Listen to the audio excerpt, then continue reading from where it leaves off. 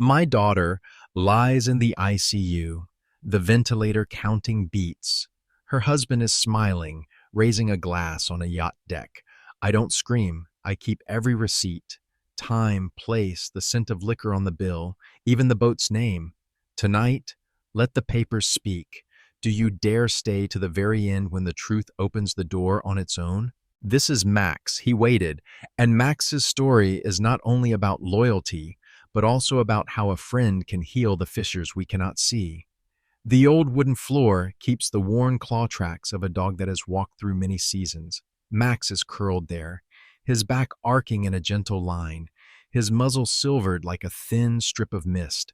Beside him, Harley's familiar empty chair reveals a slight seat hollow, the fabric on the armrest polished smooth by the habit of resting a hand in the same spot for years. The room holds still like a photograph not yet fully developed. The air conditioner's low hum draws a slender thread of cool air across the edge of the rug, touching the tiny motes of dust spinning in the late light.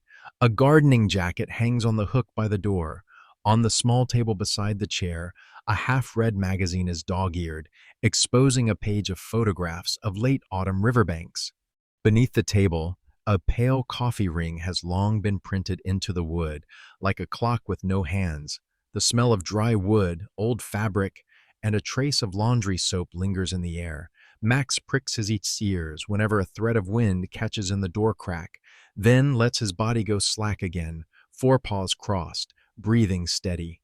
There are no human voices, only breath and the steady hum of the air conditioner, like a machine keeping time for the house.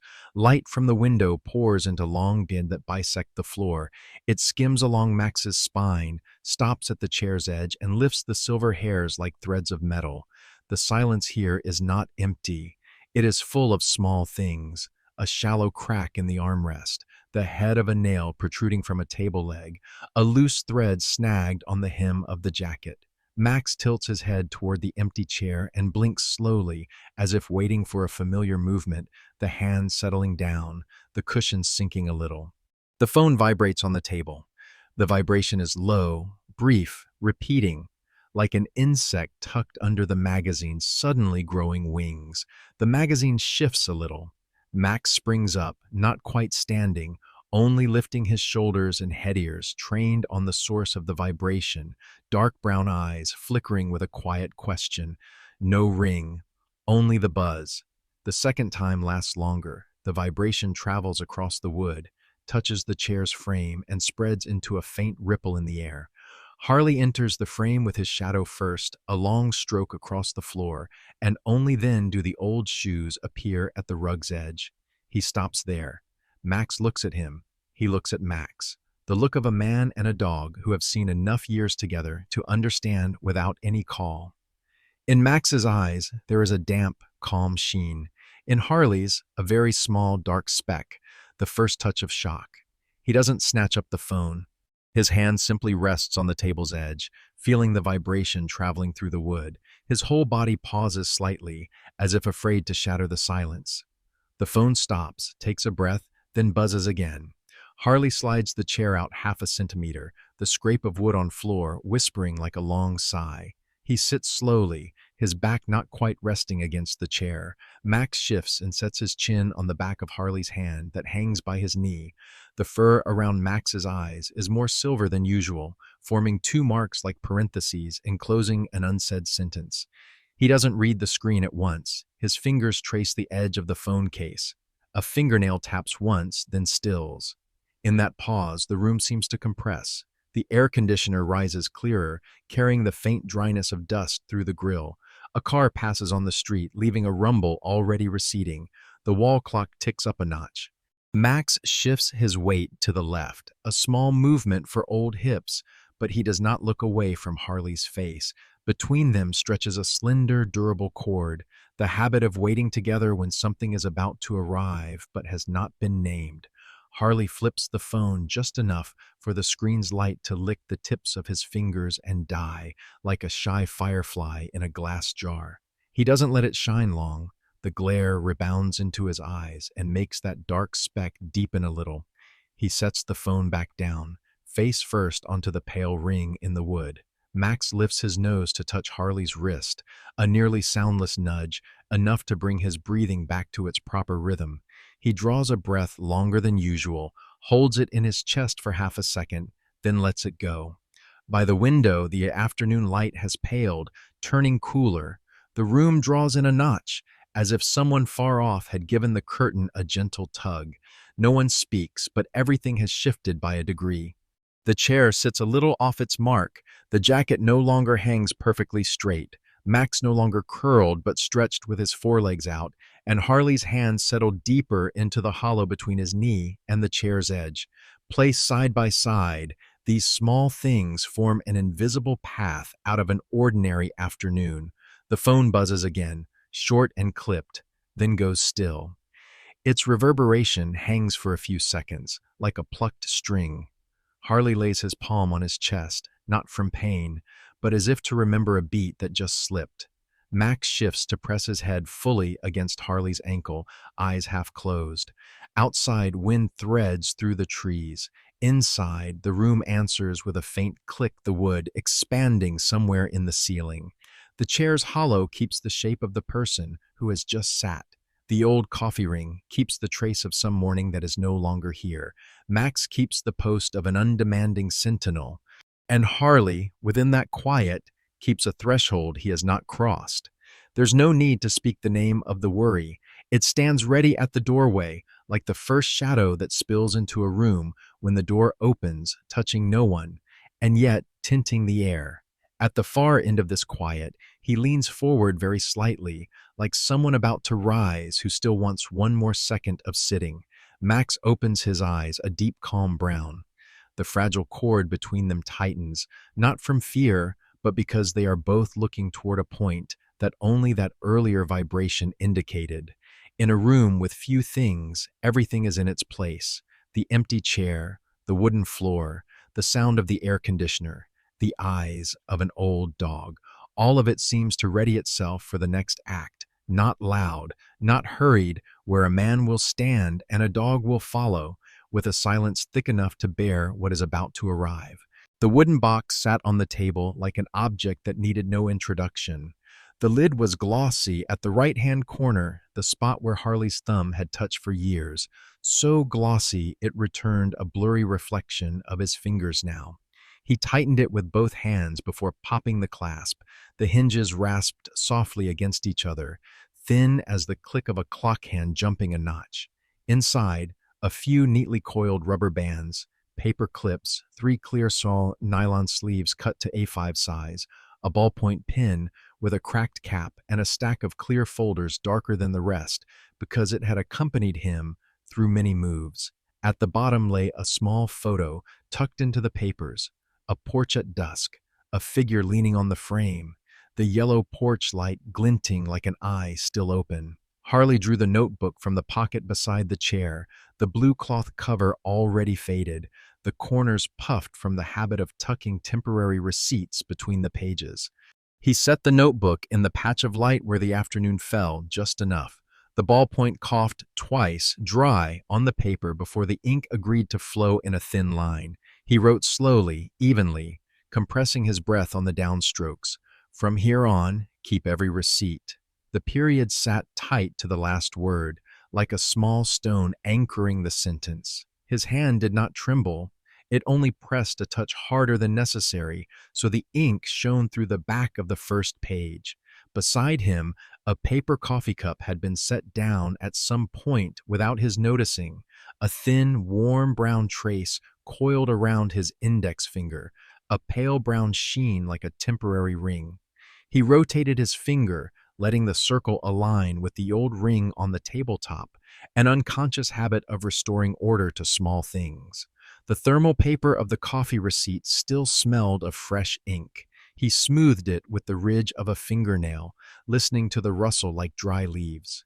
One edge of the paper grazed the skin of his middle finger, leaving a fine white line, painless. Max stood up, unhurried. The hips of an old dog make the first step always measured, like a ritual. He walked around to the right side of the chair, where Harley usually let his arm hang, and pressed his nose there. A very gentle nudge, not a demand but a signal. I'm still here. Max's warm breath touched the blue vein at Harley's wrist, easing his heartbeat down by half a beat. Harley laid his palm on Max's head for a second, not stroking, just laying it there the way one sets a sheet of paper flat on a table. He opened the first clear sleeve. The new mouth clung with static. The two plastic edges crackled softly as he parted them. Harley lifted the receipt from the table and squared it with the sleeve's spine. The paper slid in, the rub of plastic and paper making a sound so thin that without silence you wouldn't hear it. He wrote nothing except the time and date, small in pencil at the upper right, a dry but precise form of notation for a system in the making. The packet of clear sleeves had two empty pockets left.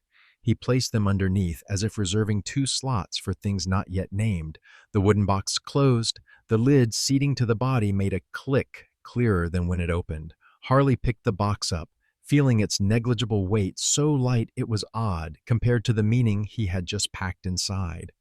Max stepped back half a pace to give way, his eyes never leaving Harley's hand. Harley rummaged for a roll of tape in the drawer, cut a short strip and stuck it onto the notebook's spine. The ballpoint's tip touched the tape. A tiny window symbol, 4 panes. This window was his alone, so that when he flipped the notebook, he would meet the very door he had decided to open. The coffee stain on his finger had dried to a pale amber. Harley rubbed it lightly with the corner of a tissue, but deliberately left a faint ring, the way one keeps a marker on a map. He slid the notebook, the clear sleeves, the pen, and the roll of tape into the cloth bag hanging on the back of the chair, the bag so old its strap had frayed into little threads. At the bottom, he added a large binder clip and a short, stubby pencil with a worn eraser. These things made no sound, but their roles were legible at a glance: to hold, to clip, to adjust, to attest. Max shifted position, leaning his shoulder against Harley's shin. Harley lifted Max's leather collar slightly to make sure the clasp still ran smooth. The gesture had nothing to do with sleeves or receipts, yet it belonged to the same band of actions: order, certainty, the things you can hold when other things begin to drift. He hung the leash on the door hook, set where his hand would naturally find it. Outside, the day seemed to tip toward a cooler palate. Indoors, the hum of the air conditioner stayed steady, clinging to surfaces like a dry mist.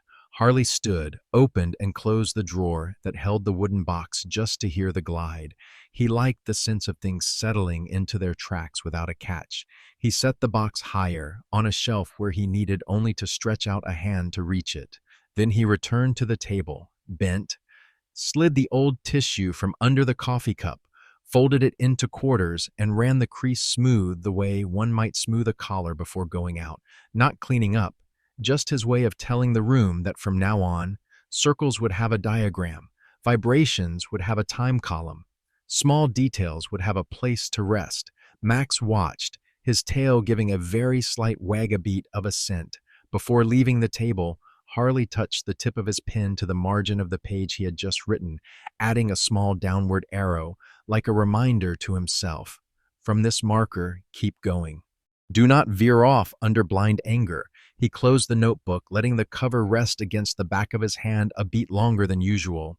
Then he laid his hand on Max's head, this time stroking very slowly with the lay of the fur. The warmth there wasn't words, but it sealed the promise he had just written like a period, heavy and soft. The room returned to its old sounds. The machine's hum, the wood underfoot expanding and contracting, the breathing of an old dog. But the order had shifted by a small fraction, enough for a keen eye to notice. On the chair back, the cloth bag bulged a little more than before. On the shelf, the wooden box stood half a handspan higher. On his finger, the faint brown ring remained, and in the notebook, a short line had become a skeleton for what would come next. To keep, to arrange, to let the paper speak when spoken words would surely skew what needs to be set down in stillness. The iron gate gave a thin sound when Harley pushed it open. On the lawn before the porch, the green had turned yellow like a notebook page whose ink the sun had drained dry. The herb beds that once smelled lush in summer were now only slender, dry stalks, their skins flaking like pencils shaved down to the stub. A child's bicycle lay on its side near the steps, the rear wheel touching a faded planter, the handlebars filmed with a thin layer of dust. The midday sun flattened itself across the yard, warming nothing, only sharpening the edges of what was missing. Max followed, paws meeting the concrete with unhurried steps. He sniffed along the drainage groove, stopped at the pot of mint long since dead, touched his nose to the brittle leaves, then lifted his head to look at Harley. Something had left this house. The smell it left behind was a blank space. The key turned in the lock. The spring inside gave a pop like a small groan. When the door opened, cold air from an old air conditioner didn't spill out the way it did at his place. Here, there was only the plastic smell of toys, the scent of laundry powder not fully dissolved in the towels, and a faint metallic smell from a dish sink not yet dry. On the living room floor, two children's socks were slung over the arm of the sofa, the fabric so thin that light passed through them, casting two pale brown shadows. An upside-down plastic cup rested on the table, a white chalked water ring dried under its base. Harley stopped at the threshold and let his eyes make a circuit. The wall calendar had skipped 2 squares, the note's second shot, faintly circled and dragged by an arrow into the following week. On the fridge, a fish-shaped magnet held a cluster of coupons on the brink of expiring. Beside it was a stack of white envelopes, a red corner stamped "Past Due," the bold letters, as if pressed by a seal with no human hand. He set the cloth bag on the table, pulled the zipper. The binder labeled "Home Evidence" appeared quietly, its spine banded with clear tape. Max made a round of the room, stopped where the carpet bore a small dent exactly the size of a stroller, sniffed there a long time, then moved to the corner of the window where a faint grayish smear recorded the prints of big and small fingers. Harley took up one envelope, his finger pressing on the red letters, as if testing how much they would bleed. He didn't tear it open yet. He stacked all the red letter envelopes in one pile and the ordinary envelopes in another. Each time he moved an envelope, he made a small pencil stroke in his notebook, a habit from long days checking factory ledgers, a stroke like taking a breath. On the table lay a hastily torn scrap, a handwritten list, milk bread wet wipes, AA batteries. He lifted it and turned it over. On the back, a child's pencil scrawl showed a house and a small yellow dot on the porch. A soft sound of Max's breathing came from the porch door, each inhale carrying a thin whistle that slid down into his chest. Harley turned. Max had sat on the step, body slightly canted to balance his hip joint. Max's gaze didn't cling. It was only deep and still, like the surface of water in an old enamel basin. Harley gave the smallest nod, as if answering a question never voiced. He passed through the kitchen. In the sink, 2 cereal bowls were stacked, a stainless steel spoon wedged between them, the bowl of the spoon marked with a thin crust of dried milk like eggshell. Harley cracked the faucet only a little, letting a line of cold water pass over the spoon, listening to the metal tremble before settling. He didn't wash the dishes. He only let the spoon rinse clean back to the state in which it could lie still without stickiness. On the counter, a pair of scissors half open beside the cereal box. He closed them and slid them back in. His daughter's bedroom was ajar. On the bed, the sheet was rumpled. The pillow had a shallow hollow. The blanket had been hastily folded and then stopped halfway, like a held breath. Harley stood at the doorway, not stepping in. He looked at the small vanity where a pink hair clip gaped like a fish out of water. The scent of laundry on her clothes lingered in the air, so faint you had to close your eyes to summon it. Back in the living room, he lifted the family photo frame that hung askew on the wall. Dust clung along the wood's edge in a line as fine as chalk, sticking to his fingertips. In the picture, 3 faces leaned into one another, the porch light behind them blurred like a star not yet named. He set the frame straight, used his thumb to align it with the wood grain, then gave it a small shake so the photo would fall into its notch. That simple act reset a corner of the house's disorder, the way one smooths a shirt's crease before heading out. He tore open a past due envelope, the electric bill. The number stood there, not roaring, only heavy. He smoothed the paper, laid it on the open binder, and slid it into the second clear sleeve. The upper right corner took a pencil notation. Date, time, beneath it a small dash. his private symbol to remind himself this was infrastructure debt, the things that, if they don't run, a house is no longer a house. He did the same with the water bill, the internet bill, and a notice from school about $3 owed for lunch. The thin sheets joined one by one to the clear plastic spine, each adding a little weight no ear could hear. Max shifted on the porch, braced his front legs, lifted his head to peer deep into the house. Those eyes seemed to ask, "What will we carry with us?" Harley answered by stepping to the door and sitting on the step beside Max, letting his knee touch the dog's shoulder. Before them, the fading grass and wind gliding over it made the tips tremble like needles. He set his hand on Max's head and drew it lightly down the neck, feeling the coat thinning with age. At his hip, the cloth bag bulged with the binder and the stack of envelopes, paper rasping against paper each time he breathed. He went back in for a few necessary things: a light jacket for his grandchild, a box of colored pencils that had rolled under the couch, an exercise notebook still unfinished. Everything that passed through his hands was lightly dusted and placed in the bag according to his own order. School items on the outside, bills in the middle, the binder against his back so it wouldn't bend. On his way out, he paused under the porch light. The bulb was dim, soot and dust clinging in a gray ring around the socket. He gave it a twist. The yellow glow flickered, then held, weak but steady, enough to see the steps late at night, enough so the children wouldn't trip when running into the house. When the door shut, the latch sounded smooth because it had been oiled at his house in memory, not here. From inside, Harley looked through the frosted pane. Max's shape lengthened there into a gentle shadow. The dog sat on the second step, head slightly bowed, ears drooping, looking like a gatekeeper who needed no orders. The sun shifted a little, laying a warm bar of light down his back. Harley opened the door and Max lifted his head at once, his eyes a shade less cloudy for having Harley in the frame. They left slowly, as if they had set a few small things back in place and asked permission to take along what belonged to responsibility. In Harley's hand, the binder felt suddenly heavier than before, not because of paper, but because the promise on the first page clung to it: keep, arrange, let the paper speak. Behind them, his daughter's house closed softly, without a sound.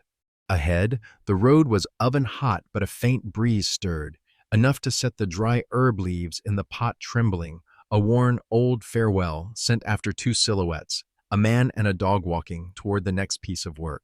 The hospital corridor stretched out under white lights, each fluorescent tube like a cold fish lying still on the ceiling. Plastic chairs sat in rows, the seats slightly concave, cold and slick. On their backs, the number stickers had faded until only a faint rim of glue remained. A visiting hours board hung beside the glass door, the numbers smudged lightly by so many hands. Time slots blurred like sleep-starved memories. On the wall, the sanitizer dispenser breathed out the mixed smells of alcohol and plastic, acrid. At the end of the hall, the elevator went ding now and then, its doors opening a bright rectangle and closing again, like tired eyelids blinking. Max lay under the waiting bench, curling his body tight to leave a passage for hurried shoes. His body rose and fell with his breath. Whenever a gurney's wheels rolled past or high heels clicked a rhythm, he lifted his head, ears canted toward the sound, then lowered it again, setting his chin on his forepaws. The hair at his elbows was sparse and coarse, rasping softly on the vinyl floor whenever he changed position. Harley sat straighter than necessary, one hand keeping the cloth bag on his lap. Beside him, an old magazine lay open to 10 healthy eating tips, but the pictures of fruit were already washed out. He looked through the glass toward the ICU in the distance. The double doors were motionless, only the restricted light glowed red, small as a watchful eye. In front of him, the vending machine was clear as a block of ice, its inner light keeping rows of bottles cool. He stood, walked slowly to the machine, and chose the cheapest water. The coin slid through the slot and dropped somewhere with a dull sound. The bottle fell with a cool thump. He tore the cap, let the first drop fall to the floor, a long-held habit, then took a short sip. To the left of the machine, the receipt tray chattered out a thin strip of white paper. He took it, his fingertip catching the dampness of thermal stock. On it, the letters were crisply cold. Time, machine number, price numbers without emotion but with anchors. Back at the bench, he opened the blue-covered notebook. The ballpoint scratched a test line on the page edge. Then he formed the letters carefully. 1407 arrived. He added a small hook-shaped mark, his private sign for items that would need cross-checking. Below that, 1412 water, machine B3, and the amount. He set the receipt on the page, smoothed it flat, held a corner with his index finger, then slid it into the clear sleeve already open in the binder labeled Home Evidence. The whisper of paper along plastic sounded like a cough held back in the throat. Max lifted his head. A nurse pushed the med cart past, glass vials chiming together. His chest fluttered with his breathing, eyes tracking the sound until the chiming slipped around the corner. Harley clipped the pen to the notebook's spine, pulled the parking ticket from his shirt pocket, and noted at the page margin, P3, Zone B, Level 2, 2 hours. The ticket was thicker than the receipt, pale yellow, perforated along one edge. He photographed it with his phone and filed the image in a new folder titled with 2 words, Hospital. At the head of the corridor, the coffee machine was running. Hot water striking the cup made a steady sound like light rain on a tin roof. He stepped over, chose the small size, held the lid so the cup wouldn't slip. The weak coffee smell wasn't enough to wake him, but it warmed his hand. The receipt spat out again. The jam made it print too, so he kept one to clip and dropped the other in the trash. He set the cup on the table, leaving a bright ring of water growing wider. He turned the cup toward himself so the ring aligned with half of an old mark on the laminate, making a circle not perfect but memorable enough. A man went by, shirt wrinkled, arms full of paper flowers. He sat 2 seats away, breathing hard as if he'd been running. No one spoke. The elevator light dinged again, bringing with it a small gust of family members.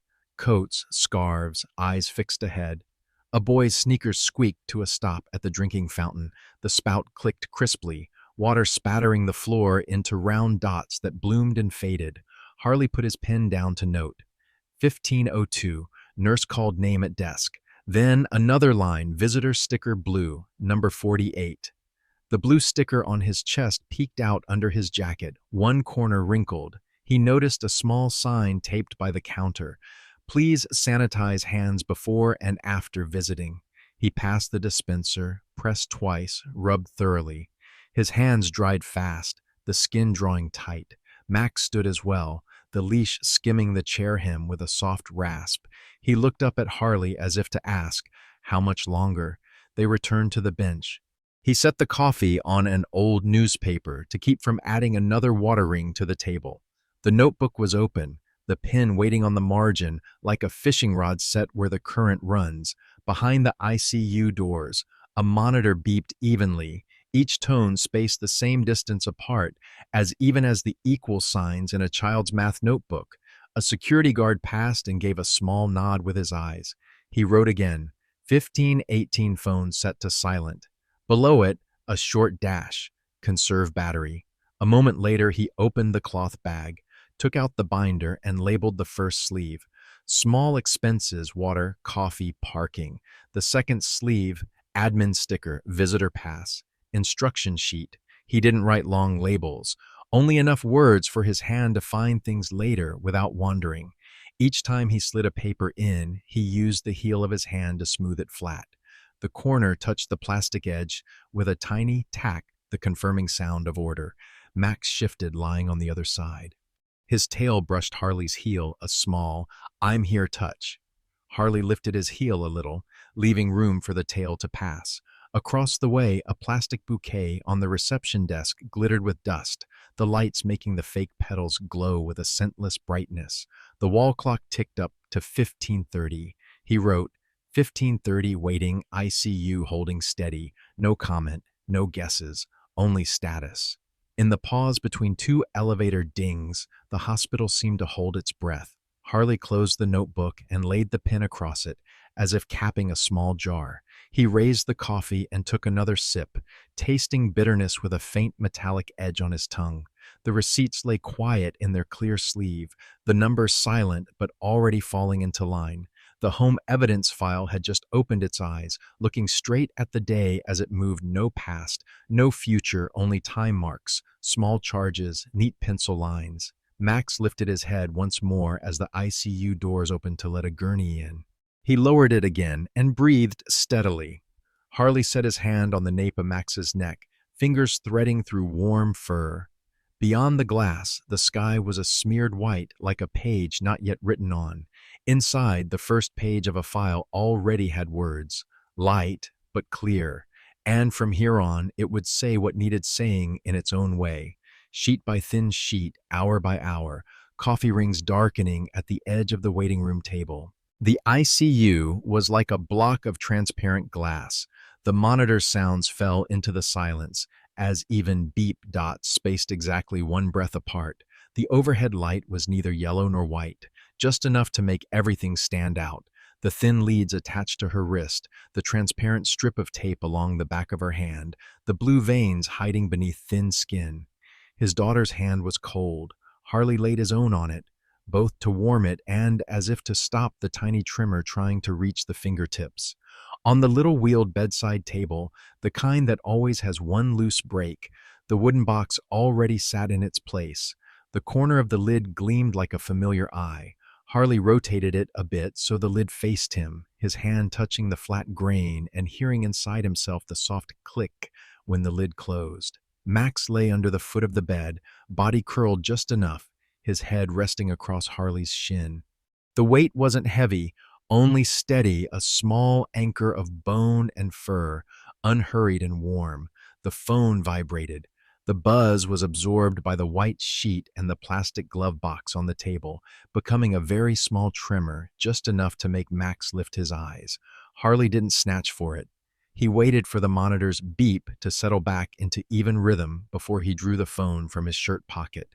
The screen lit, reflecting a strip of ceiling lights across the glass, stretched into a straight river. In the middle of that river, an image began to drift. A white deck, sunlight spilling like fine sand, flutes of fizzing wine touching and sparking pinpoints. In the upper left corner was a colored ring, the sign of a running story. At the bottom sat a single sans serif word, Marina. Next to it, a location icon, like a thin pin pricking skin. Harley tilted the phone slightly so the light streak wouldn't cut across the image. In the video, a watch-bright wrist flickered metal as it swept through the frame, scattering grains of light across the champagne's surface. Behind it, water split into long wakes. Two hulls slid past. The laughter couldn't be heard, but mouths alone told enough. At the top edge, a faint time bar, 23 Ensem. The luxury of a dockside afternoon skimmed the glass and touched his eyes like a cold edge. He took a screenshot, clicked the sound so small that only Max reacted with a slight twitch of the ear. Harley held the image a second, zoomed the lower corner, the word Marina sharpened. Beside it, a tiny globe no bigger than a rosehip. He shot a second frame when the story's camera panned out to see sun-stung water, a low strip of warehouses, the dock sign mirrored upside down in the waves. A third shot when glass met glass, the thin rim, the bend of the crystal holding the sky in a crescent. Harley's hand paused on the phone's edge. He looked down at his daughter's hand, the blue veins still quiet beneath the clear dressing. That skin knew nothing of sun on the water. It knew the smell of alcohol, of laundered sheets, the soft rustle of a nurse's blouse passing by. He slid a fingertip across the image once, as if smoothing a crease in paper. Between the two worlds, one of fizzing bubbles, one of beep rhythms ran a thread both fine and sharp, binding them together. Time. Max pressed his head into Harley's shin, another half a knuckle deeper. The warmth from his muzzle traveled into the shin bone and on into the knee. Harley set his free palm on the nape of Max's neck, the fur soft just behind the ears, the clean smell of an old dog's coat mixed with the hospital floor's plastic. On the screen, the story slid to another frame, the silhouette of someone leaning on a rail, phone held across the chest, chin tipped up. Behind them, the white wake of a speedboat just cutting a turn. No need for a tag. The setting alone could name what was missing from the call log. He saved the images to the new hospital folder. His finger moved without shaking, only slowly. Like dropping small stones into a velvet-lined drawer, his breathing flowed even with the monitor. Harley opened the camera and took another picture, his phone screen showing the story, and behind it the blurred part of the ICU bed tubes, sheet, the bandaged wrist. The frames mirrored each other, enough that later he wouldn't have to explain at length. At this time, in this place, out there was the marina. The phone buzzed again, a different tone, an anonymous advertisement. He turned the screen off and set it face down beside the wooden box, right in the small shadow cast by the box's corner like a dark triangle. Max let his head ease off a few millimeters and settle again. That weight was like the word agreed, written by a body. Harley slid his hand into the cloth bag, his fingertip touching the edge of the binder, home evidence that he had tucked behind the chair earlier. He didn't take it out, he only touched it, the way one taps a door one knows will open at the proper hour. Outside the glass door, a figure in blue scrubs stopped, looked at the monitor board, gave a small nod to themselves, then moved on. A gurney rolled by, the wheels making a steady sound like dots being connected. The light hadn't changed color. On the counter, the alcohol bottle spread into a new smear. All of its smell, sound, light became the backdrop for a collision ice cold and without the sound of breaking. Harley reached to straighten the blanket at his daughter's elbow, pulled the edge up by a centimeter to cover the exposed skin. He set his index finger on the bandaged wrist and counted 1 to 3 the monitor's beep, beep, beep, confirmed from within. Then he scooted the chair half a step closer so Max wouldn't have to crane his neck. All the small motions meshed like gears already oiled. The wooden box squared, the phone face down in its exact spot, a hand on the dog's nape, the blanket smooth, the gaze fixed on a point no one else could see, but he and Max both knew. At the table's edge, a paper cup half full of water, its sides beaded with tiny droplets. The ring beneath had dried to a faint border, like the coffee ring at home, but cleaner and colder. Harley moved the cup onto a paper napkin, tucked it against the wooden box, leaving a space just right for a document that would appear later. No need to rush. The truth had just walked into its own frame, white, glittering, geotagged marina. His task was only to keep that frame from being smudged by anyone's hand. Max sighed through his nose, very softly. Harley answered by pressing his knuckles gently into the fur, a brief beat, a signal of here we are. Above them, the lights did not flicker. Below, his heart flickered quietly. Then everything held still. Within that stillness, the newly saved images, the marina's name, the even beep of the machine, the cold of his daughter's hand, the gentle weight of Max's head, all of it arranged itself into a new order. Let the pain arrive and do not let it drop. The phone screen reflected a strip of ceiling lights into a silver streak across the glass. Harley swiped from Story to the Recents tab.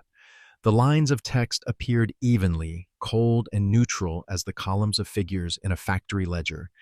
0851, ICU, 1023, ICU, 1109, ICU, 1241, ICU, D7, ICU, TO2, ICU, 55, ICU. 7 calls each time, marked spaced by about an hour, the day divided into small boxes. Between those boxes, there wasn't a single line bearing the husband's name, no blue dot of a message, no called back icon, only an absence shaped like numbers. His finger rested on the phone's edge a second longer than necessary. Anger didn't flare. It gathered beneath his sternum like a fistful of coals, carefully banked, glowing hot, but letting no sparks fly. He drew the screen down a little and took a photo click so the call times lined up within the frame. The sound was so small that only Max twitched an ear. The dog leaned his head more heavily against Harley's shin, a claw brushing the leather of his shoe, with a tiny sound like a pencil touching a ruler's edge. Harley slid to the messages, gray chat bubbles from the neighbor tucked in one corner, right at school pickup time, right at grocery time. No complaints, only thin strands of information. A photo of 2 backpacks set neatly by the door, a dinner list written in marker, a picture of tiny rain-wet shoes being dried on the oven ledge, the photo's corner catching the edge of a checkered dish towel. Each frame was an adult hand laying the necessary things gently into a child's day. Harley shot those as well, filing them in the same folder as Marina, like placing two opposing puzzle pieces together in a single clear sleeve. A small hot wave ran the length of his spine and dissolved. Max pressed his head in another half centimeter, warm breath threading into the coarse fabric of Harley's trouser leg. Harley set his palm on the nape of Max's neck and kept it there until the monitor's beep and the dog's breathing found each other. His palm left the fur and returned to the blue-covered notebook. He turned to a new page. At the top he wrote, "Cross-check." He ruled 2 columns in pencil. On the left, ICU, times. On the right, Marina, story. Under the left column, he quickly copied the 7 call times. Under the right, he wrote 1508, story 1, 1510, story 2, 1512, story 3. A small dash beside each mark meant screenshot saved. A fine arrow linked 1455 ICU to 1508 Marina. The arrow wasn't to accuse, only so later he wouldn't have to rely on memory worn thin by fatigue. He added a 3rd row in smaller letters. Neighbor texts, care. 3 short dashes, each dash for 1 photo backpacks. Dinner list, wet shoes. The way he wrote didn't tell a story. It shelved pieces of life into a cabinet, each compartment with a label. The ballpoint left a thin sheen on the paper. The ICU light made the strokes look as if varnished. Harley opened the cloth bag and took out the binder, Home Evidence. From the plastic sleeve, Admin, he moved one pocket over to a new label he had just written in a fine marker, Time Marks, Cross-check. The water, coffee, and parking receipts. The small expenses went into the sleeve, Small Expenses. The screenshots of call times and the story were still on his phone for now, but he slipped a note into the plastic pocket. Print images, call log plus Marina story, frame with coordinates. The note was small, kamachadin, from the notebook's margin, the corner skewed, but enough so that when his hand touched it later, he'd remember what to do back near the old printer at the library. Wheels of a gurney rolled past the door, slow as a line being carefully written. Harley closed the notebook for a beat, not to stop, but to change breath. He pulled up the phone again, opened albums, created a folder day. Right date, and drag-dropped all the shots he'd taken. Story, call log, photo of the sticker desk, photos of the neighbors' texts. Each drag drop made the frame quiver before it settled into the folder with a tiny thump like a box lid snapping shut, the sound of order taking shape. The anger didn't disappear. It changed form into a list. He opened notes and marked short bullet points, no strong verbs. Print saved images, A5 borderless. Write labels, Marina geotag time. File into binder, left ICU, right Marina. Check small expense receipts, complete time anchors. Keep phone on silent, enable battery saver. His finger tapped battery saver. A leaf icon appeared next to the battery percentage, a small detail, just enough that he wouldn't have to think about it when he didn't need to. He pressed another blue sticker number 48 flush along his shirt edge and smoothed it flat, as if he could smooth a part of a day already creased. His hand returned to his daughter, touching lightly over the clear dressing. The beep stayed even, answering for its part of the work. The other hand rested on Max's head, feeling the small skull bump and the soft fur behind the ear. From those 2 points of contact human skin and dog fur, an invisible line ran through him, out to the notebook, the binder, the straight time columns, the arrows, the clear sleeves. He didn't text, didn't call, didn't leave the chair. He only added one more very small arrow from the line, cross-check, down to the page's foot, where he had written in 1B, "From here on, keep every receipt." The arrow touched that sentence like touching a latch. Any heat had a place to catch. It stood still there, becoming a silent propulsive force for precise actions. Harley laid the pen across the page, like closing a lid. He slid the binder deeper into the cloth bag, tight against the back of the chair so that when needed, he would only have to pull. Max let a long breath out through his nose. Harley answered with a small press of his finger. At one corner of the table, the cup of water was emptying, leaving a pale ring on the paper mat. Those rings, those time marks, those snapshots, they would speak for what he would not say today. And that was the choice. Pain put in its proper place, anger set onto rails, so that when the time came, the papers would speak for themselves without a single raised voice. The nurse stopped by like a ribbon of cool breeze. Her hand cupped the edge of the blanket, lifted one end, and smoothed it down over his daughter's shoulder, the movement slow and discreet, avoiding the IV tubing and the transparent adhesive strips. The blanket's edge was pressed flat with the heel of her hand. At the bed's corner, she gave a light push to hold the crease. Not a single unnecessary question, only the fine rustle of fabric and the smell of hospital soap. On the exposed wrist, the skin stopped its chill, as if shielded from an invisible draft. A security guard passed, paused for a beat. He glanced toward the end of the corridor, where a corner chair was hard to see because the vending machine hid it, and nodded slightly, a nod like a tilting leaf. He set a new bottle of sanitizer on the small table by the chair, twisting the spout to face the pouring direction. He didn't touch Harley, didn't call his name. Yet that act of placing the item felt like opening one more breathing square in an already full day. As he left, his soft-soled steps made almost no sound. The new plastic smell of the sanitizer bottle lingered, clean and faintly warm. Harley's phone vibrated softly. The screen opened not to Marina, but to a string of photos from the neighbor, two backpacks dried and standing upright by the door, a few waffles covered with paper towels, a sheet crowded with a child's round letters listing homework reading yellow for the porch light, with a skewed house and a yellow dot on the porch. There was no pleading, only the done of small tasks, on time. In the last photo, the minivan's fuel cap was ajar, accompanied by the near-empty fuel icon on the dashboard. Harley pulled the chair out half a step, set the cloth bag on his lap, and opened the blue-covered notebook. He wrote briefly, 1546, neighbor, pickup, dinner, okay, gas low. The pen paused a second at the page edge. He switched to the banking app, entered the amount. In the description line he typed, gas school runs. The cursor blinked and then stilled. His hand pressed confirm. A thin green streak slid across the screen like a fish. He photographed that screen time, amount, note, and saved it to the hospital folder. The e-receipt dropped into the phone the way a thin sheet slips into a clear sleeve. He added to the notebook, 1549, gas transfer, receipt, attached.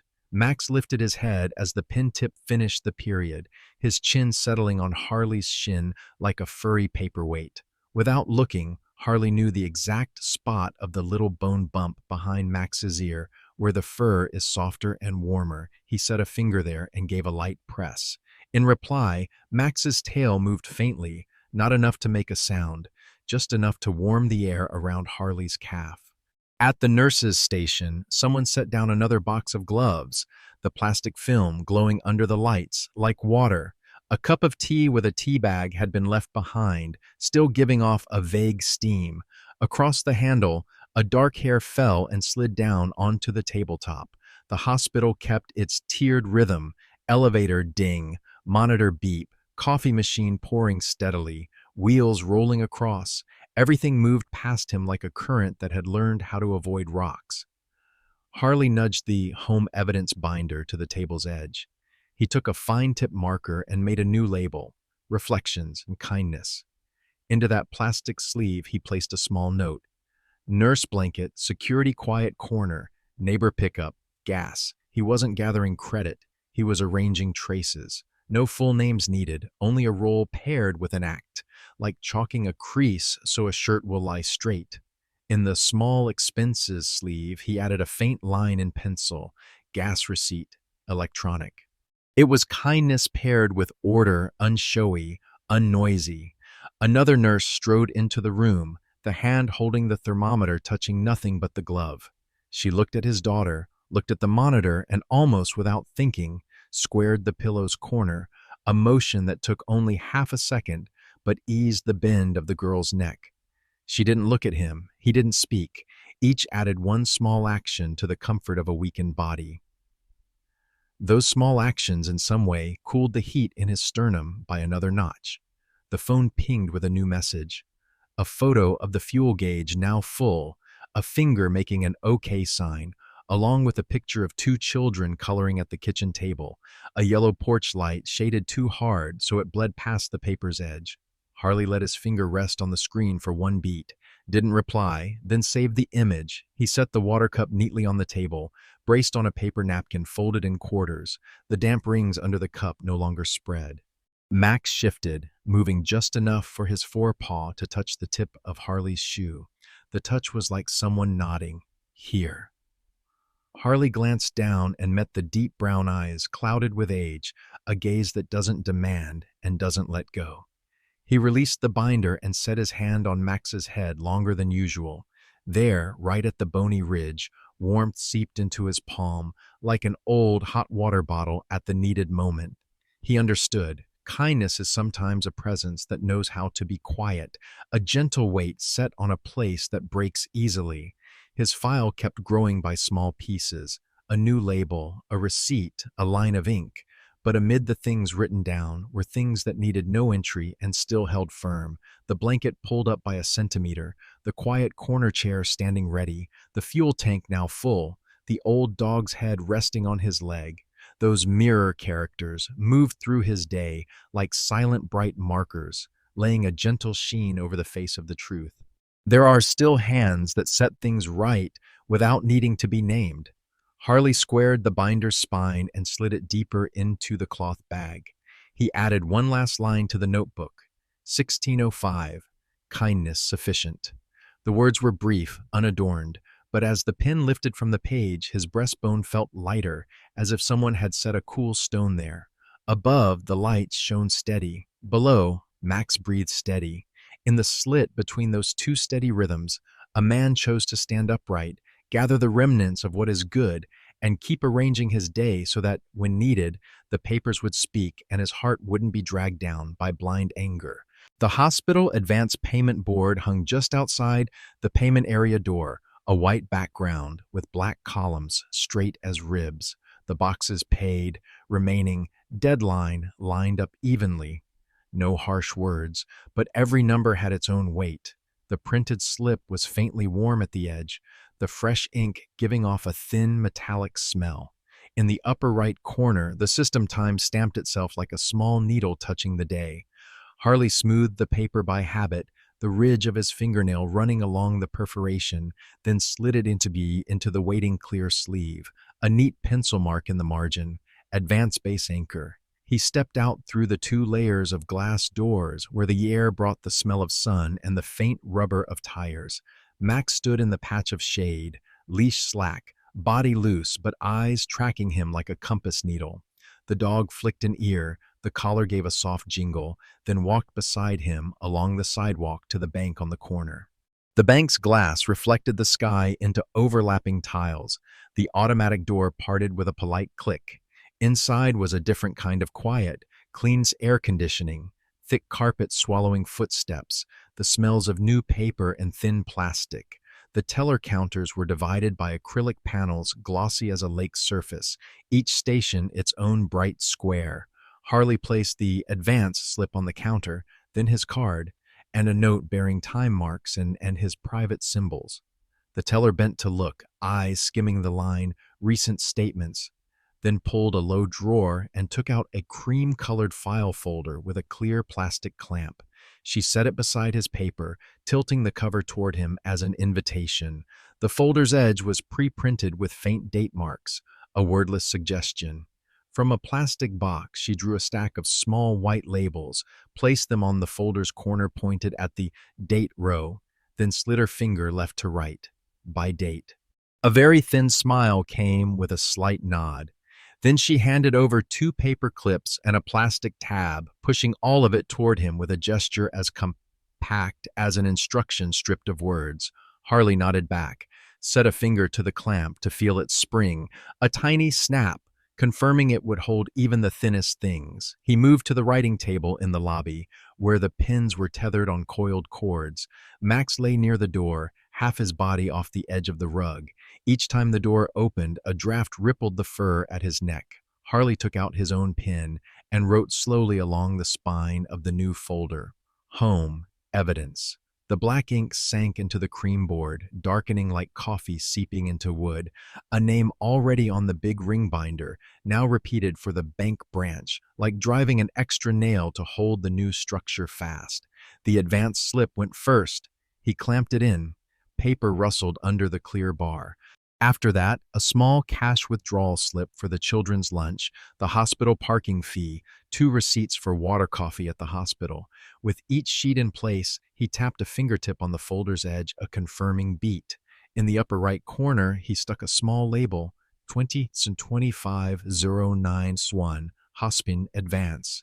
Beneath it, another label, 2025 1, Machine B3 in water, Machine CF1, coffee. Dry letters, no pleading, no appeal, but standing straight. The teller returned with a stack of quick print statements, paper thin as a windy corridor's wing. She set them down, tapped lightly with a nail on transaction time and location, then pointed to a line reading Marina Pierpus, her glance flicking over him, an acknowledgement that needed no explanation. Harley thanked her with a shift of the eyes and a small nod, drawing the stack toward himself. He neither stepped back nor pressed a word forward.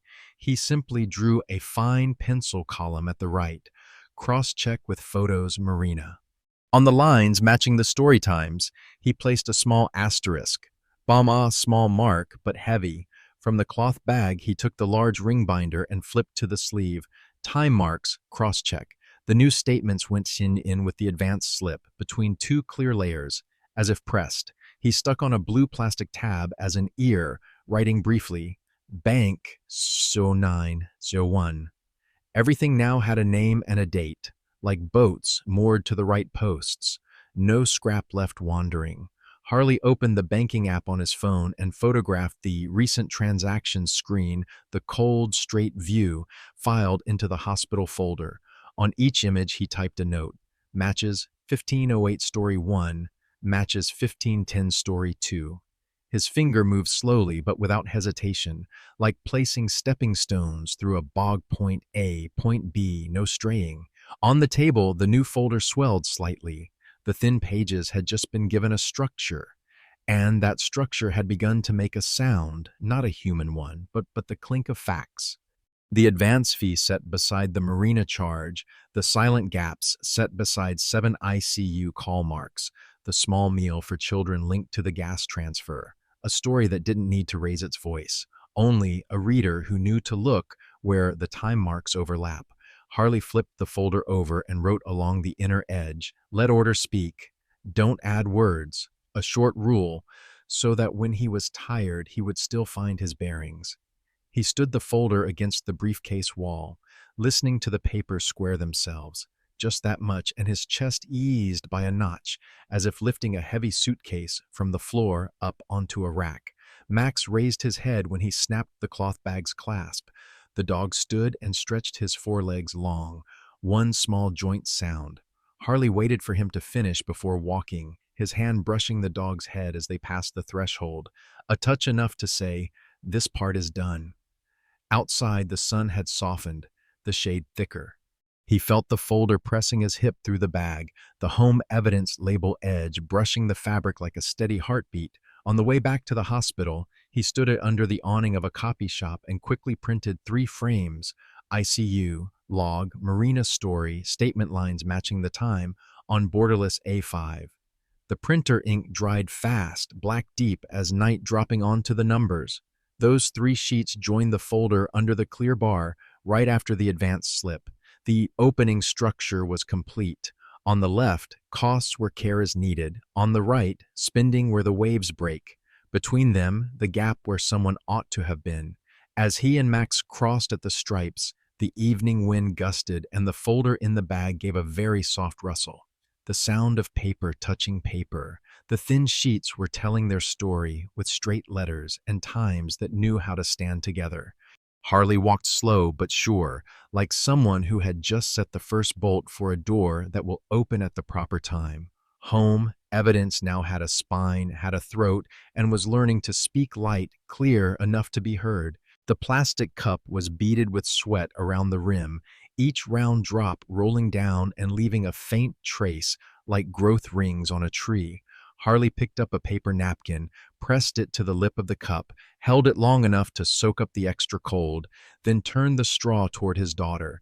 The straw was small, clear, its bent tip aimed at her lips, a gesture that made no sound, yet shifted the room's center of gravity away from columns of numbers and runs of tubing to a single task: how to let a pair of dry lips receive water without having to strain.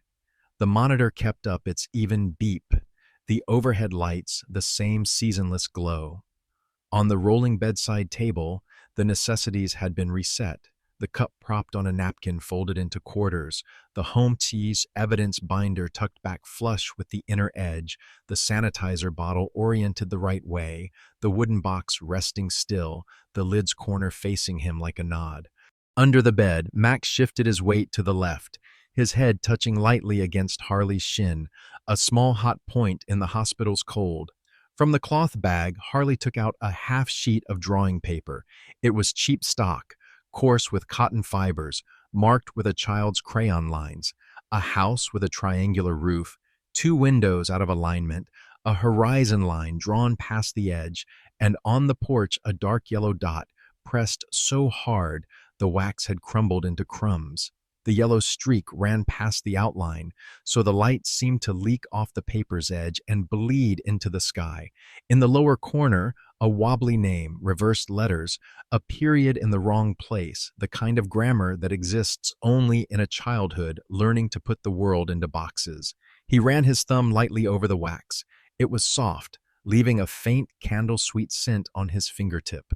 Without washing his hands, he opened the blue-covered notebook, flipped past the line, "From here on, keep every receipt," and clipped the drawing to the very first page, fixing the top edge with a small paper clip. The yellow stroke of the porch light now sat before all the numbers, all the time marks. The order was reversed in the way it needed to be, healing before evidence, not to erase, but to hang a lamp over the path into the pages with words.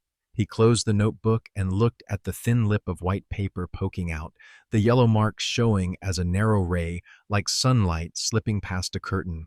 Harley set the notebook back where his hand could reach it most easily, the clipped edge facing him, as one might place a plain wooden charm. Max lifted his head, followed the paper's path with his eyes, then let out a long breath through his nose. The sound struck his skin like the first drop of a season's rain. The phone buzzed once. The neighbor's text was a photo of the kitchen corner. Cereal box open, two white bowls set out, a half-full jar of honey.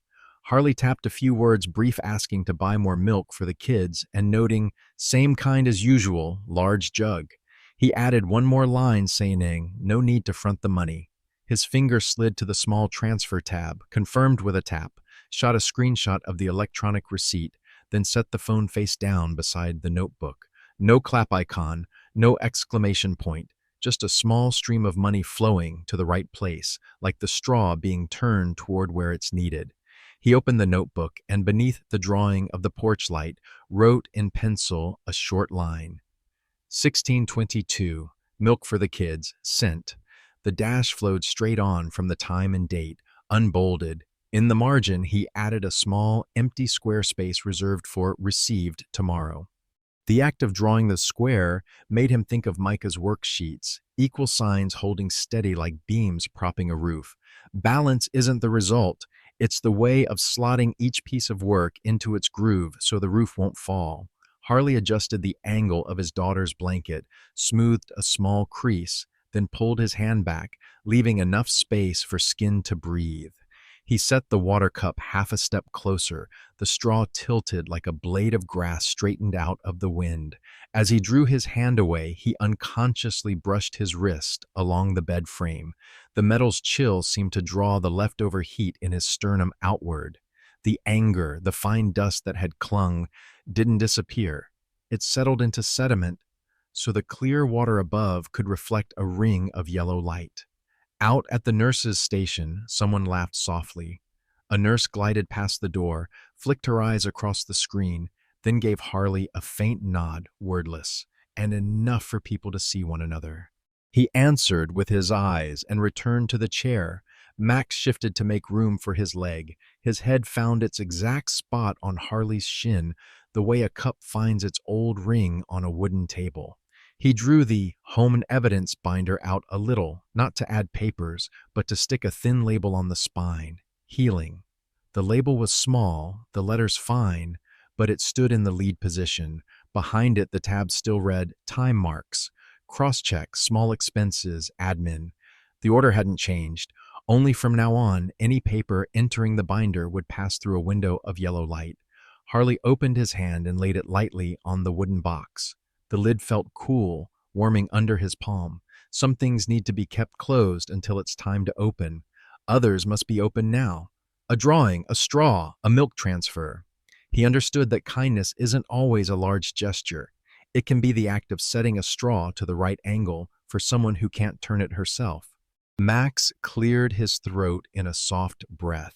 Harley answered by combing a finger along the fur behind his ear 4 times, to the rhythm of 4 beeps. At the table's corner, the water ring beneath the cup no longer spread. The folded napkin was thick enough to hold the excess.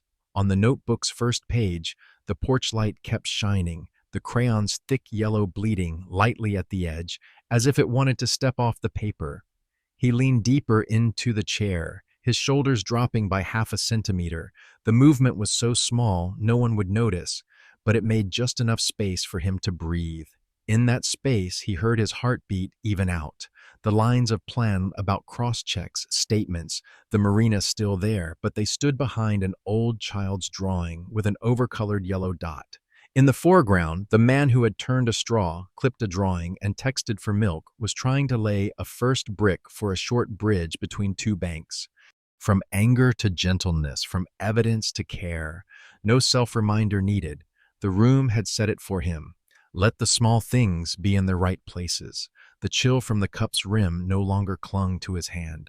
Warmth from Max's head spread outward. The yellow stroke on the drawing seemed to glow under the white lights. Outside the glass door, the sky was deepening by a tone. Inside, a porch light on paper held its place for the evening to come, bright enough that those coming home late wouldn't trip.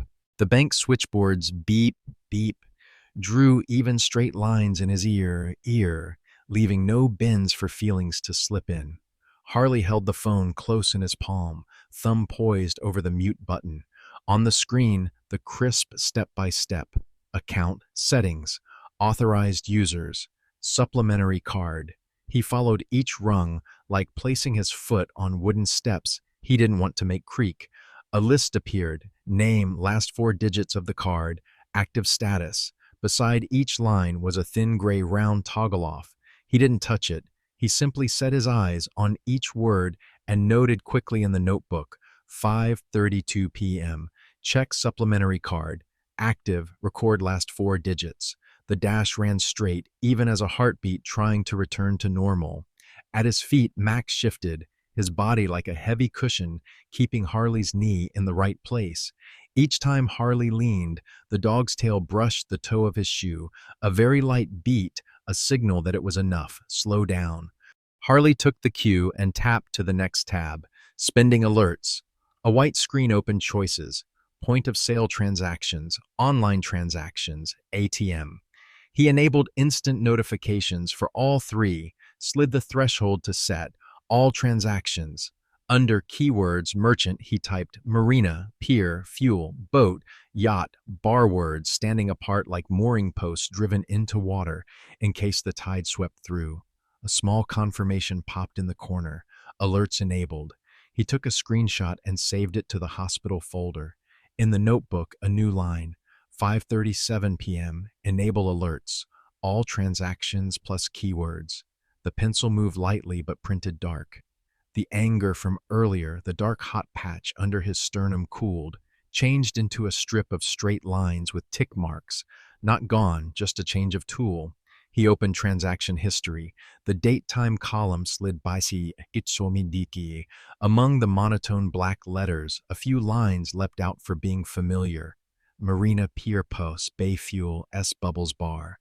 He moved slowly, pausing at each mark, matching with the frames he'd captured from the story. No need to guess.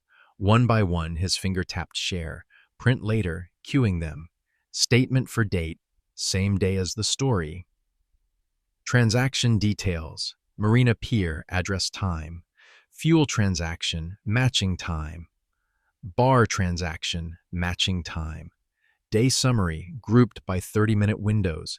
Each document added to the queue made the phone give a slight buzz, a small vibration like a pebble dropping into water.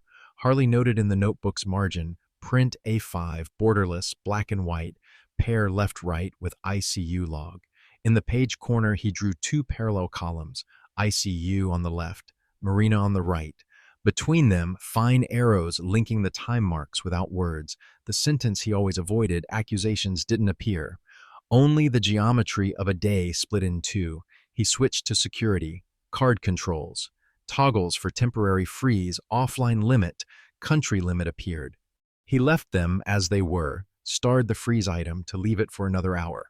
Below was contact account officer, a branch number string, a button to schedule an appointment. He tapped to schedule, chose the earliest slot tomorrow morning, and added a note. Verify authorized user. Print statements with stamp. The calendar showed a green check. He took another screenshot and filed it in the folder. Max let out a long breath. Harley set his free hand on the top of the dog's head, feeling a gentle heat through the thinning fur, like a peaceful hot water bottle where the hand was cold. On the table, the home evidence binder sat slightly ajar, the blue, white, and gray plastic tabs aligned like a fish's spine. He added a thin tab, print Q. Into that pocket, he slipped a quickly cut note. Statement for date, plus storytime marks, Marina. Pier transaction details, plus dock address. Fuel bar details, plus time, 2-column ICU, Marina cross-check. Goal. Listener understands with eyes, not with words. He folded the notebook and laid it on top of the folder like a pellet to block a draft. The phone buzzed again. An appointment confirmation email. He pulled down, added it to the calendar, then turned the screen off. Each operation fell into place like tools in a box. Pliers, screwdriver, steel ruler. He didn't need to use them all now. He only needed to know where each one was when his hand reached. A late-arriving wave of anger rose, an image, a white deck, fizzy glasses, laughter too loud to hear. Harley watched it go by, the way he watched the med cart roll across without grabbing. He lowered his face to the notebook page and wrote small.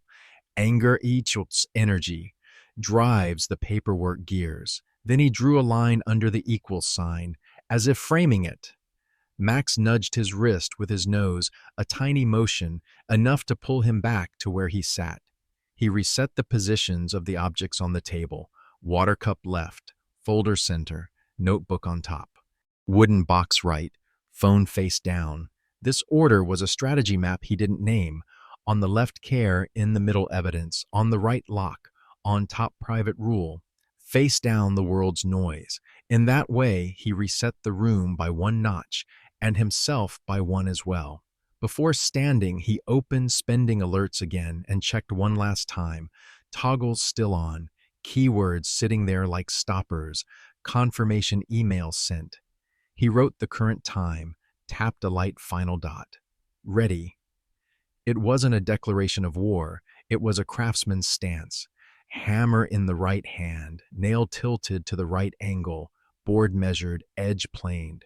When the door opens, there will be fewer words. The papers will stand up in their place, and anger transformed will be only the compressive force that makes the snap of a switch in the next chapter sound clear, neat enough. A small ting, like a drop of metal falling to the bottom of a glass. The screen lit up. Subject, authorization removed. Beneath it, a second line followed, like a period set right after a sentence cut off mid-saying. Card ending Gisel. Deactivated. Just 2 short sentences. Neutral font. White background, no expression yet. They changed the room's temperature. Harley didn't breathe any harder. He only set a finger on the edge of the phone, held for a beat so the ting could dissolve in the air. He took a screenshot and dragged them into the hospital folder. In the lower corner, the leaf icon for battery saver still stood there, as if to remind him that every step had been prepared. Max lifted his head when the light from the screen slid across his silvered brow. He tucked his chin another half a knuckle deeper into Harley's shin, adding a little gentle weight like a small anchor. Harley opened the preloaded print queue. Under Documents, the number jumped from 5 to 7. 2 confirmation emails added. He rose, tucked the home evidence folder under his arm, phone and blue-covered notebook in the other hand. The self-service printer in the hospital information corridor hummed evenly. He plugged in, chose A5 borderless black and white, and watched each sheet slide out like thin slices of ice.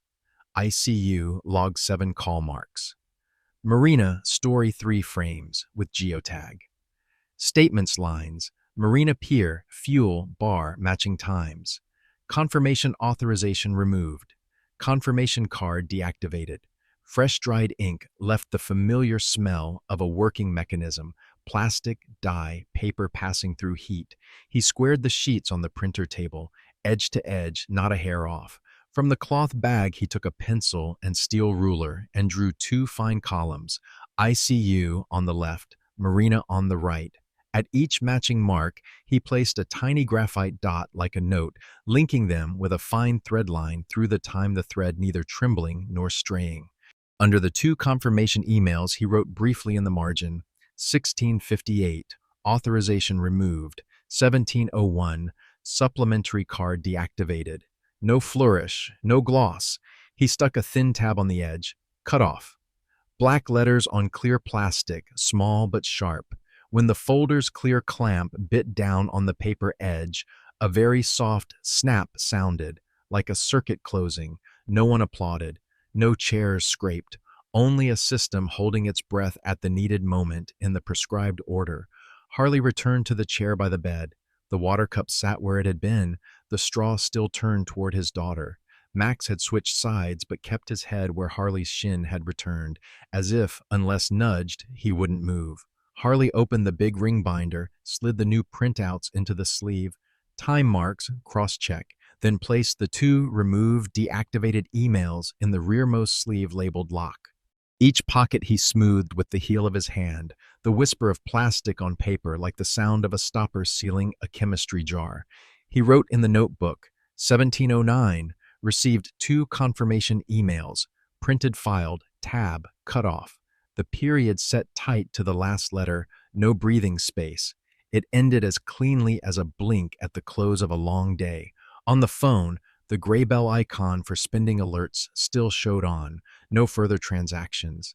That quiet wasn't emptiness, it condensed like a piece of clear glass, letting one see through without distortion. At the desk, a nurse noted in the chart, pen tip touching paper steadily. The elevator door went ting once and fell silent. The monitor kept its old beep, as if agreeing with the change light. Undramatic, but with a biological effect. Harley's heart rate fell from a steep slope to a flat plane. He set his hand on the wooden box, not opening it. Inside, clips, pen, clear sleeves, things that had done their duty. He arranged the items on the table again. Notebook on top, folder in the middle, the cut-off email last, like an anchor buoy. In geometry, it was a rectangle divided by parallel lines. In spirit, a map where every turnoff had been blocked, leaving only one straight way back. Care. From now on, any vibration the phone might make, if it did, would pass through the mesh of plastic tabs, sleeves, and time dots, losing force before it reached his chest. Max drew in long, breathed out slow, his chest lifting lightly under his coat. Harley answered by pressing one beat with a fingertip on the bump of his head, a signal. This part is done. He leaned back in the chair by half a centimeter, shoulders lowered. No proclamation, no third-party witness needed. The proof lay there, transparent between 2 layers of plastic, signed by the bank server and stamped by the time marks. Beyond the glass, the sky shifted toward new tin. Inside, the lights did not change.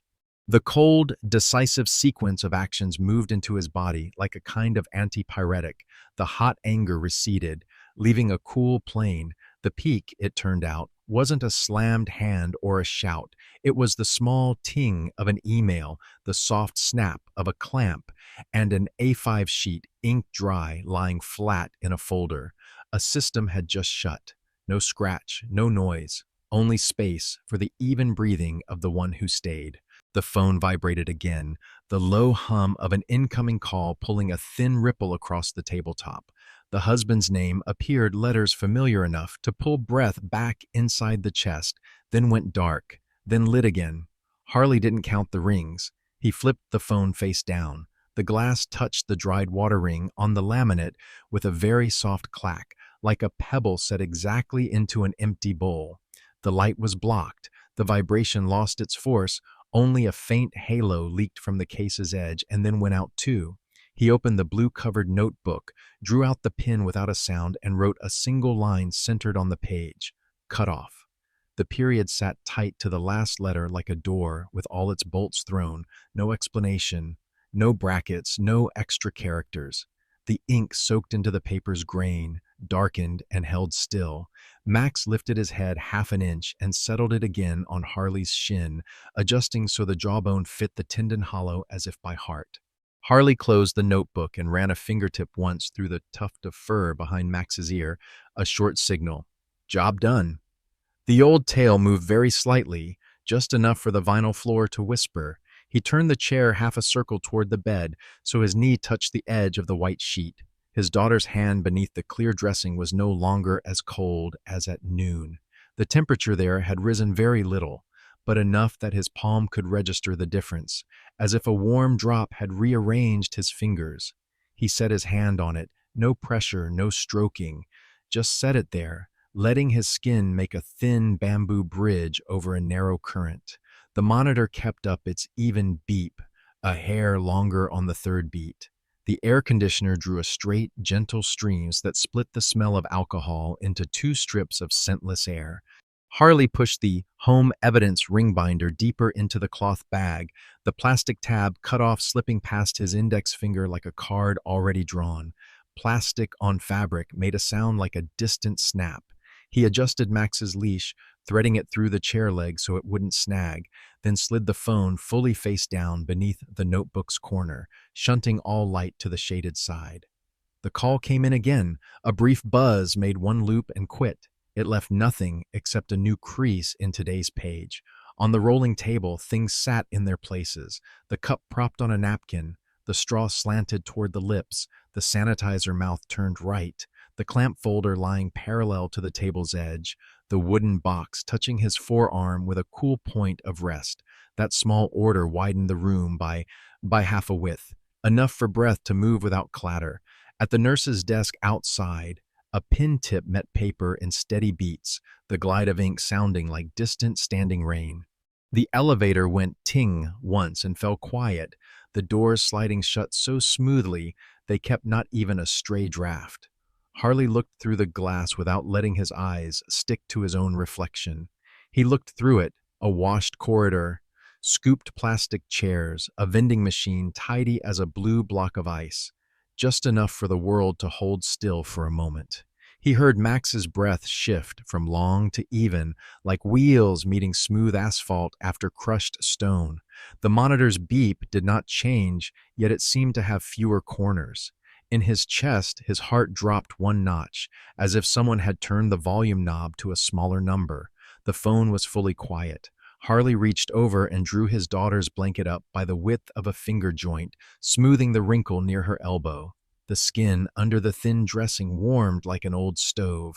He let his palm rest there, his hand learning to stay, asking for no answer. Cut off meant tonight's portion was enough. The papers had spoken in his stead. Any other words now would be just an extra filter tip. From the cloth bag, he took a pencil, drew a small square beneath the line he'd just written, then placed a dot in its center, his private sign for step complete.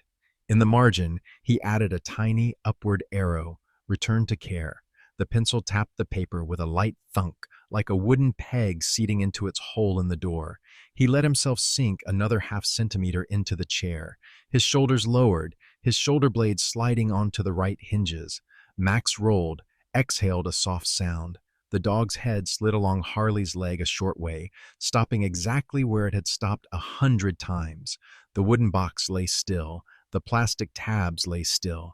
The A5 printouts lay still. This stillness wasn't empty. It was dense like a piece of glass, clear enough to see a filament of dust drift by, like sand rain. Harley lifted the water cup, angled the straw to rest closer to his daughter's lips, then set it down on the same old damp ring. The watermark didn't bloom further. He looked up at the ceiling light. No flicker. A nurse passed, didn't step in, only adjusted the IV pole's height to plumb an action enough to make the room's geometry less skewed. He answered with a grateful look. No lips required. The glass door reflected the shadows of two chairs, one occupied, one empty. Beside the first chair's leg, an old dog slept. Above, a hand lay on a hand. In the notebook, a single line. Below, Cutoff sat like a stone shim under a table leg. That sequence simple and Shin had carried the day across its steepest grade without breaking. Harley closed his eyes for a brief moment. When he opened them, everything was still in place, as if his blink had only stamped the hour. He didn't reach for the phone, didn't check any more emails, didn't imagine any dialogue at all. He let the air conditioner and the monitor weave a steady ground again, and let the rest of the evening pass like a current without eddies. Outside, the sky shifted toward a thin shade of lead. Inside, another kind of light as the warmth returning to skin spread from his daughter's hand up onto the back of his own. He set both hands on his knees, slid the ring binder a little deeper into the cloth bag so that, on the way home, he'd only have to pull the strap and everything would move together. On the page already written, the words "cut off" dried, sinking into the paper like a decision that wouldn't need a second time. Night drew near, but without threat. It only pulled the curtain slowly, making space for small sounds to be heard clearly, even breathing, the faintest plastic, fabric-brushing skin, Max's claws feeling along the floor. And at the very center of those sounds, the man sat upright, neither raising his voice nor explaining more, knowing that tonight the papers had gone in place of words far enough, deep enough, quiet enough. Morning slid in as fine strands of light, slipping through the ICU's gauzy curtains and dividing the floor into neat little squares like a sheet of graph paper. The sky's color was still pale, not yet blue. The overhead lights were therefore less harsh, yielding to a softer wash. Max lay right beside the bed, his grizzled back mottled under the sun, each hair catching light like a fine thread. He turned his head to find Harley's shin, set his chin in the familiar hollow, and breathed evenly, the steady breath blending with the monitor's beep to make a gentler new rhythm. Harley left the chair for a brief beat, walked down the hall to the coffee station. The small paper cup spilled warmth through its thin sleeve. Returning, he set it down precisely on the old water ring on the laminate tabletop, the ring dried from last night, now taking the cup like a worn groove meeting the right wheel. The rim touched exactly, no spill, no tilt. Steam rose in a faint ribbon, passed through the sunlight, then dissolved. In the cloth satchel, the ring binder nestled against the notebook and the wooden box, all in place. The cut-off tab no longer flashing like last night, but standing still like a shimstone under a table leg. He didn't open them. They sat there like a marker already planted, so the rest of the morning could be simpler. The glass door at the end of the hall slid a little. The neighbor appeared with a gait already practiced by hospital comings and goings, a cloth tote at the hip, one hand steadying the older child's shoulder, the younger clinging to her hem. Small feet moved very softly on the vinyl floor, as if afraid to spill the fragile air. They stopped in the waiting area by the ICU, where sunlight came in enough that no other lights were needed. The adult nodded hello. The rest was small motions. 2 chairs pulled close to the table, the crayon pouch opened, a sheet of drawing paper spread across. Harley set his coffee aside and stood long enough to see the 2 bent heads clearly. The older moved the crayon more carefully, slowly coloring the roof. The younger used the yellow wax without restraint, pressing a round dot right over the porch. The yellow dot colored past the line, bleeding into the sky as if a light had just switched on at midday. From where he stood, that yellow cast a small streak of brightness across the tabletop, enough to warm a corner. Max raised his shoulders, lifted his chin from Harley's leg, and tilted his head toward the coloring corner. He didn't go closer, he only adjusted his breathing, making the fur along his flank rise and fall. The children looked up, caught his big ears pitched soft, and bent back down. The tips of the crayons touching paper made a sound as faint as a candlewick burning inside a glass jar. Inside the ICU, his daughter lay still within the grid of light. A finger bearing the trace of an old bandage twitched slightly with the machine's rhythm. It wasn't a big change, but on such a delicate morning, every micro-movement became a signal. Harley set his hand on the edge of the blanket, smoothing a wrinkle that had appeared because he'd pulled it high last night. His other hand held the cup. The coffee tasted weaker than usual, but warm and just right, as if the perfectly seated ring had made the drinking itself calm.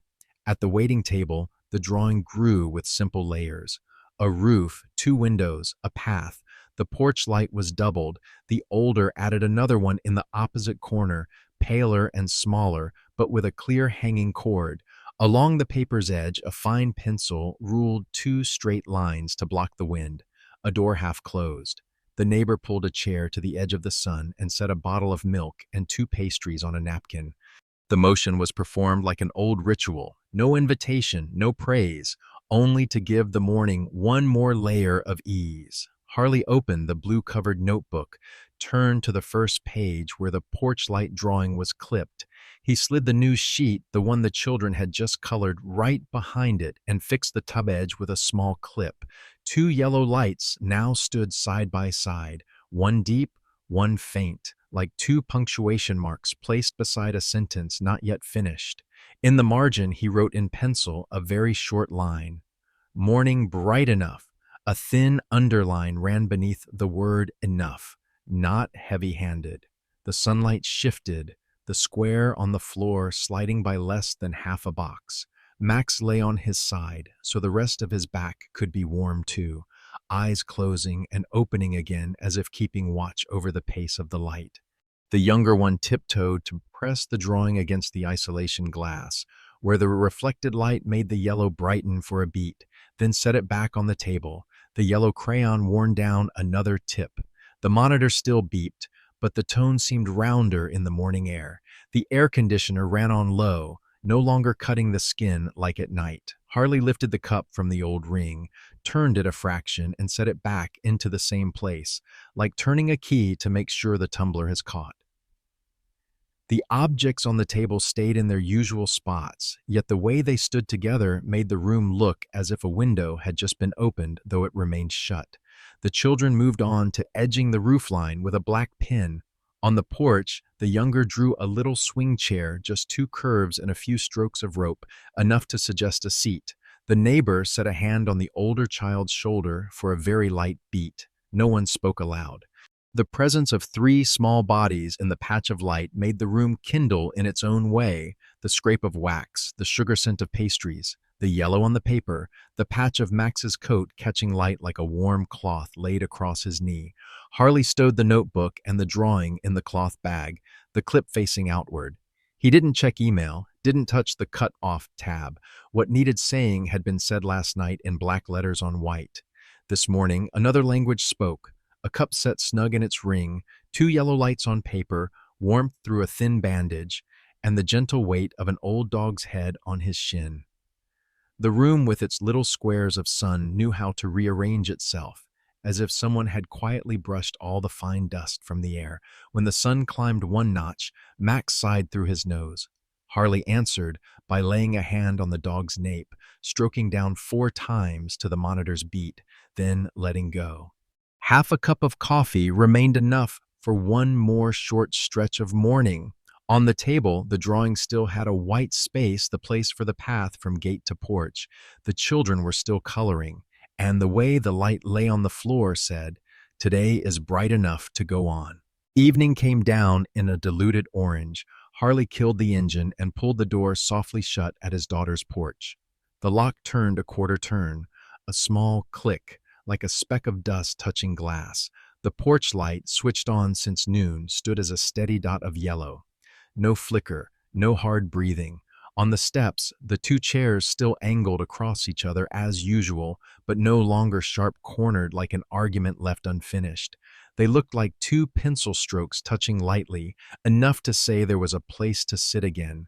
Max took 2 steps ahead and stopped, turned his head to wait. The fur at his nape caught the evening light, silvering into a thin streak. Harley passed him, his hand gliding over his head as if pressing a gentle switch. In the cloth bag, the home evidence binder lay flat. The cut-off tab didn't need to show. It had finished last night's work. Today it was only a quiet marker. In the kitchen, the sweetness from the morning's pastries lingered on the wooden table. The refrigerator gave a thin whir, its inner light spilling a milky color. Harley took a note sheet and a fine marker from the top of the cabinet. He wrote slowly, even letters. Nothing bolded. Let the paper speak. The rest, time. The period after time sat tight to the paper's edge, like mooring a small boat to a dock. He pinned the sheet to the fridge with a fish-shaped magnet, squaring the edges according to the rule he had lived by all his life. Things can stand in their right place without being forced. He let the tap run a moment, rinsed the glass someone had left in the sink, and set it upside down on the rack. The simple act took words out of the kitchen. On the counter, the crayon box was half empty. He gathered the broken stubs into the box and set it beside the drawing pad. The yellow streak of the porch light in the drawing glowed more in the late light slipping through the window. Harley lifted the edge of the sheet, folded it in, and let it go, as if testing the spring of a day that had just come down a hill. Out on the porch, he touched the back of the left-hand chair and rotated it slightly to line up with the entry. The right-hand chair kept its tilt, but the diagonal space between them was now wider, enough for two figures to sit without their shoulders touching. The porch light stayed steady. Its yellow fell across the wooden floor in a long, warm strip, cutting the threshold like a safety line for those coming home late. In his jacket pocket, the last receipt lay still, a parking stub with the return time printed in black ink, the paper edge perforated. Harley felt the serration, the speckled touch of coarse fibers on his skin, like a reminder that needed no words. He didn't take it out. He left it there, like a thin stone in a winter coat pocket, just heavy enough to remember to keep balance. He stepped down from the porch, his back straighter than when he arrived. Max came down in step, his left leg giving the slightest drag and then settling, his tail drawing a low line. At the threshold, Harley looked back once more. The small sheet on the fridge at rest, the two porch chairs crossed at an easy angle, the porch light round and yellow. Steady, those small things left a buffer for recovery in this house, a place where papers could do their part, and the rest be left to time and warmth. The familiar road opened out, gray asphalt edged by the same low cypress line, and a few weed beds now less scorched. The smell of damp earth rose after a long day of sun. Harley clipped the leash to Max's collar. His other hand went deeper into his pocket, touching the serrated edge again. The evening breeze crossed them, gentle, enough to make his shirt billow very lightly. They walked slowly. Max kept a steady tempo like a clock reset. The man beside him had no need to hurry. The last light bent across the small boulevard at the end of the street, ran into a thin band on the pavement, and drew out their two shadows. A man, a dog. Their shadows joined for a short stretch and then separated, then joined again as they rounded a bend, like two strokes that know how to yield to each other on the same page. Neighboring windows came on here and there, porches taking on matching yellow dots. Somewhere, a wind chime, a spoon against a bowl. Children's laughter caught in the throat. Max lifted his head to scent the air, ears pricking slightly, then lowered them again. Harley looked straight ahead, shoulders loose, breathing through his nose, letting those sounds pass like small waves. When they reached the stretch of road that looked out over a beaten patch of sky, the sunset had shifted toward a pale honeytone. The horizon cut the city in two. Roofs below, a sky throne bright above. Harley paused for half a beat, laid a hand on Max's head, and stroked once in his habit of four-breath rhythm. Max leaned lightly into his leg, the gentle weight of an answer practiced all his life. He and Max walked on. Their shadows stretched long on the road, thin and clear. The porch light of the house behind them held steady in memory. The sheet on the fridge kept a place for quiet. The last receipt lay still, like a promise to keep. And then, in the thin evening light, Harley and Max walked together down the familiar road, the image of the man and the German shepherd printed against the sunset sky, making an ending full of feeling, warmth, and hope. In the end, Harley's revenge had no clink of glasses, no hard cutting line. It unfolded with the small ting of an email, the soft snap of a clamp, a neat pencil line. Cut off revenge here was simply pulling the plug on chaos, giving the porch its light back, and keeping the rest still for those who needed protection. The thin sheets of paper had done their part. The rest, Max knew, was warmth and time. As his and Max's shadows stretched along the familiar road, the story closed in the posture of a man who chose to stand upright.